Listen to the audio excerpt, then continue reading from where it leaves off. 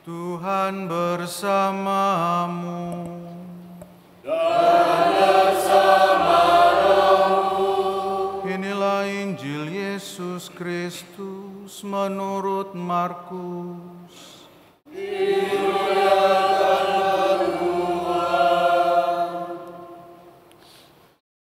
Sekali peristiwa, datanglah orang-orang Farisi hendak mencobai Yesus. Mereka bertanya kepadanya, "Bolehkah seorang suami menceraikan istrinya?" Tetapi Yesus menjawab kepada mereka, "Apa perintah Musa kepadamu?" Jawab mereka, "Musa memberikan izin untuk menceraikannya dengan membuat surat cerai." Lalu Yesus berkata kepada mereka, "Justru karena kekerasan hatimulah maka Musa menulis perintah itu untukmu. Padahal pada awal dunia Allah menjadikan manusia laki-laki dan perempuan.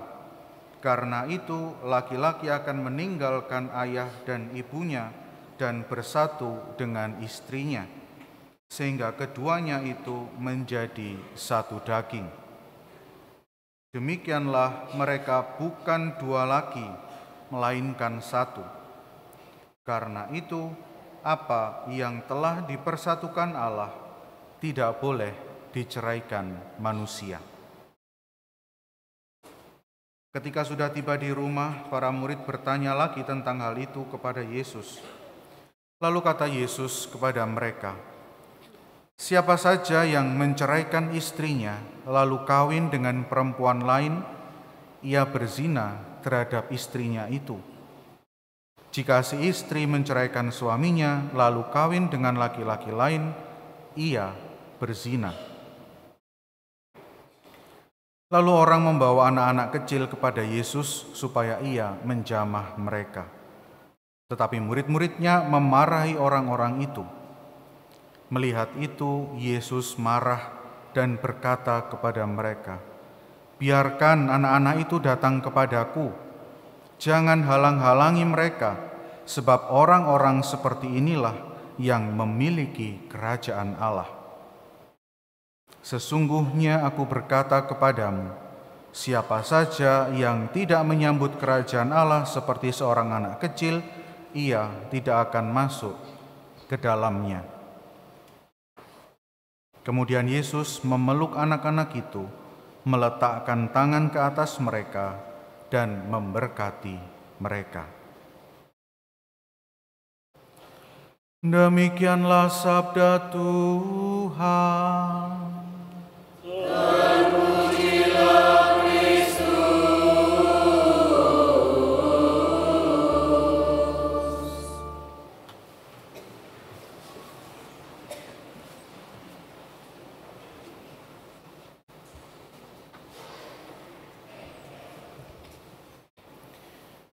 Bapak, Ibu, dan saudara-saudariku yang terkasih, sama seperti yang saya katakan dalam pengantar tadi, bahwa salah satu institusi, sebutlah begitu, yang dirongrong oleh mentalitas dunia saat ini, sebenarnya bukan hanya saat ini tetapi juga saat ketika Yesus hidup waktu itu, seperti yang kita dengarkan dalam bacaan Injil, adalah keluarga dan perkawinan. Dan salah satu yang dirongrong oleh mentalitas dunia itu adalah tentang kesatuan dan ketakterceraian perkawinan itu sendiri. Dalam bacaan Injil kita bersama-sama mendengarnya bagaimana hal itu dikatakan oleh orang-orang Farisi dalam kerangka hendak mencobai Tuhan Yesus. Apakah ia mau mengikuti kata-kata mereka dan menjawab dengan ia boleh menceraikan istrinya karena sesuai dengan perintah Musa, atau Yesus mau kembali ke semangat awal penciptaan, yaitu kehendak Tuhan Allah sendiri. mencobai Tuhan Allah. Orang-orang Farisi sedang berusaha mencobai Yesus. Dan Tuhan Yesus tidak mau begitu saja terjebak dalam permainan mereka. Tuhan Yesus langsung merujuk kepada kitab Kejadian, yaitu ketika manusia sejak awal mula diciptakan oleh Allah. Sehingga Yesus selalu mencari kehendak Allah di dalam dirinya. Ia sedang menegaskan hal itu sekali lagi. Yesus tidak pernah mau melakukan sesuatu dari dirinya sendiri. Tuhan Yesus sedang ingin mendengarkan sekali lagi suara Tuhan Allah itu. Dan apa yang ia katakan? Pada awal dunia Allah menjadikan manusia laki-laki dan perempuan. Karena itu laki-laki akan meninggalkan ayah dan ibunya dan bersatu dengan istrinya, sehingga keduanya itu menjadi satu daging. Titik. Di kitab Kejadian kita mendengar hal yang sama, berhenti sampai di situ saja. Hal baru dibawa oleh Tuhan Yesus. Demikianlah mereka bukan dua lagi, melainkan satu. Karena itu, apa yang dipersatukan Allah tidak boleh diceraikan manusia. Lugas, Tuhan Yesus mau mengatakan sesuatu yang baru dengan jelas, dengan singkat. Di awal pertanyaan orang-orang Farisi adalah apakah boleh suami menceraikan istrinya? Dan jawaban Tuhan Yesus lugas. Ditanya A, dijawab A. Enggak bulet kayak homili saya. Ditanya boleh menceraikan atau enggak? Tuhan Yesus menjawab enggak boleh diceraikan. Dasarnya apa? Kisah penciptaan laki-laki dan perempuan. Bapak, Ibu, dan saudara-saudari yang terkasih, salah satu hal yang meresahkan saya ketika melihat realitas konkret saat ini berhadapan dengan keluarga dan perkawinan, salah satunya adalah perceraian. Mungkin di dalam hati Anda sekalian juga punya keresahan yang sama. Bahkan kalau kita mau lihat itu di belahan dunia yang lain, misalnya di dunia barat, orang mulai tidak lagi percaya pada perkawinan.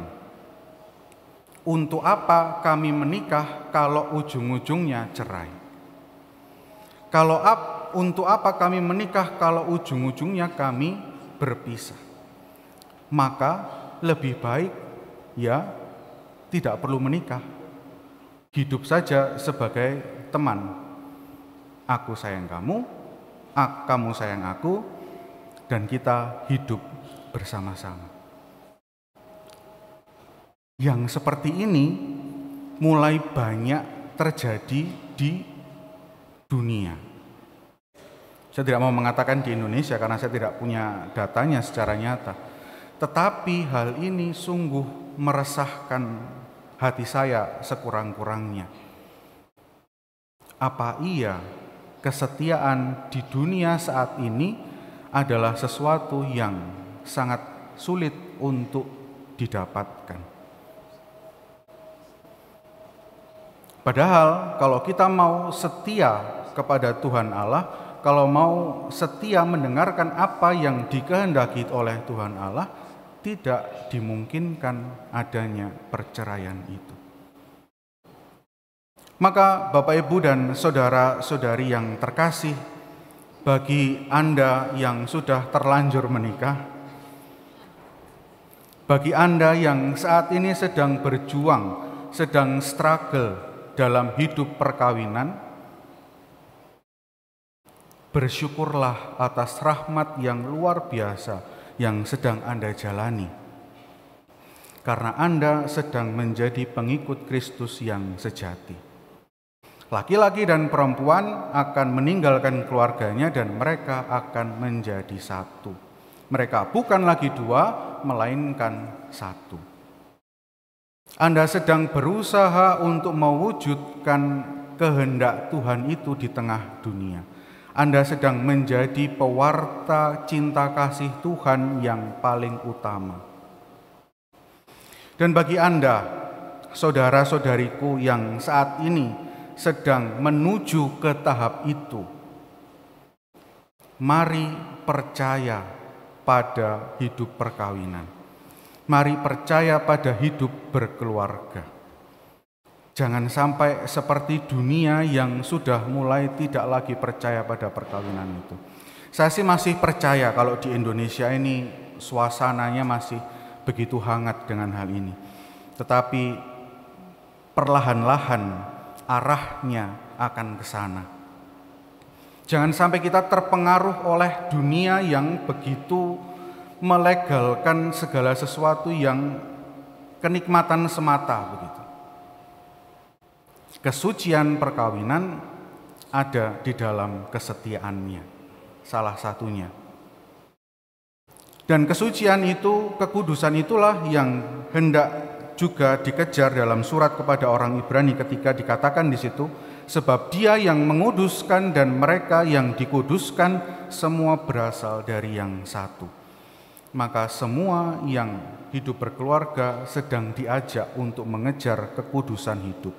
Kekudusan hidup itu apa? Saya permudah dengan mendasari hidup berkeluarga, hidup perkawinan dengan dua nilai, yaitu cinta dan pengampunan. Dengan cinta dan pengampunan, maka Anda sedang berusaha mengejar kekudusan hidup. Dua hal yang mudah dikatakan tetapi sangat tidak mudah untuk dilakukan. Mencintai itu berarti berkorban, mencintai itu berarti memberikan diri, mencintai itu berarti mau memberikan segala-galanya.